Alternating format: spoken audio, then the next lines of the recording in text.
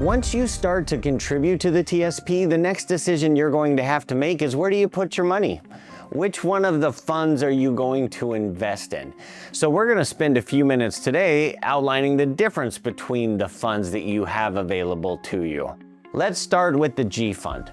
The G fund is basically short-term US treasuries. Okay, so it's backed by the US government. This is a very, very safe investment.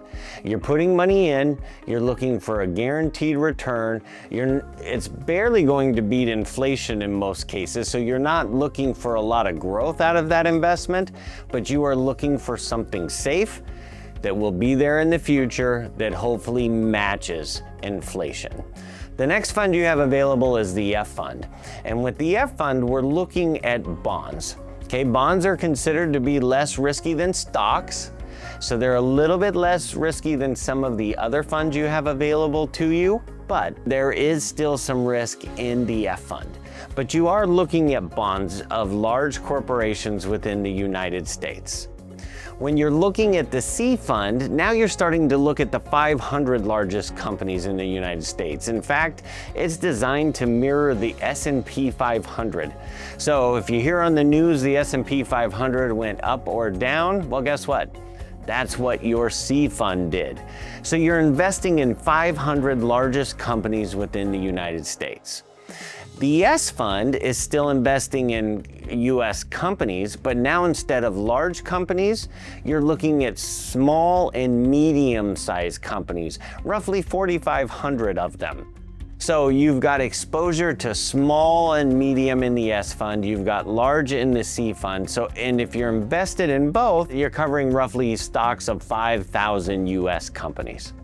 Finally, you have the I fund. When I think of I think of international. This is a way to diversify your portfolio by investing outside of the United States.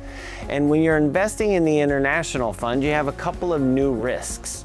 One of them is currency risk, right? Because you're investing in the currency of those countries that you're investing in, and how that currency works with the US dollar, whether one goes up or one goes down, is going to either improve or hurt your return. Another risk you have is geopolitical risk, right? Sometimes there are things occurring in other countries that aren't impacting the US. But at the same time, there's sometimes things happening in the US that aren't happening worldwide, which is the reason you diversify amongst the different funds. So why does making the decision around which fund to choose matter? Well, the truth is, this is going to impact your return throughout your career and the amount of money you have available to you in retirement. So choosing how you're going to allocate your investments when you're contributing to the TSP is one of the biggest decisions you are going to make. If you would like some assistance with making that decision, please click on the link below. We'll set up a free consultation. We'll ask you about your risk, we'll ask you about your goals, and we'll help you identify the best way and which funds to choose to put you on the right path for a successful retirement. Thank you for listening.